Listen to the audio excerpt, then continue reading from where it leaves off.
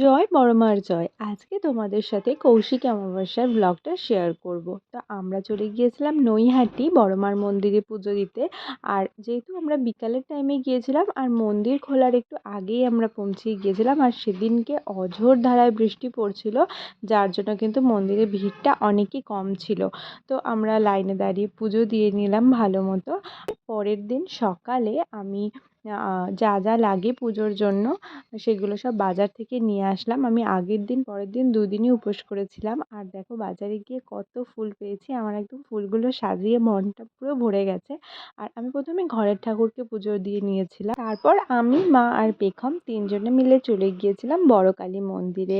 এই দিন কৌশিক অমাবস্যা উপলক্ষে মন্দিরে বিশেষ পুজোর আয়োজন ছিল। তো অনেক লোকে এসেছিল আর অনেকেই বাটা দিয়েছিল। এখানে আমিও উপোস করেছিলাম, বাটা দিয়েছিলাম আর সবার সাথে বসেছিলাম কখন পুজো শুরু হবে সেই অপেক্ষায়। আর ওই দিন কিন্তু পুরোহিত মশাই আসতে অনেক লেট করেছিল, ওনার হয়তো অন্য জায়গায় আরও পুজো ছিল। তো যাই হোক, যে টাইম বলেছিল তারও প্রায় 1.5 ঘন্টা পরে উনি এসেছিল, কিন্তু এসে খুব ভালো মতো পুজোটা করেছে।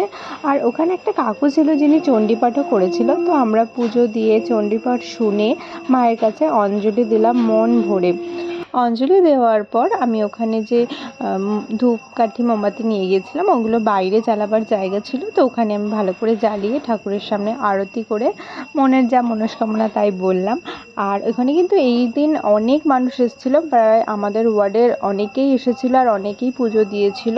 আর ওখান থেকে মন্দিরে বিশেষ ভোগ প্রসাদের ব্যবস্থা করা হয়েছিল, আর যারা উপস্থিত ছিল তাদের জন্য আলাদা ভোগ দিয়ে দিয়েছিল। তো ওখানে গিয়ে কিছু ফটো তোমাদের সাথে শেয়ার করলাম। তোমরা কৌশিক অমাবস্যাটা কীভাবে মায়ের পুজো করলে অবশ্যই জানিও। আর আমাদের এই ব্লগটা ভালো লাগলে অবশ্যই একটা লাইক কমেন্ট করে দিও। Till then tata, good by.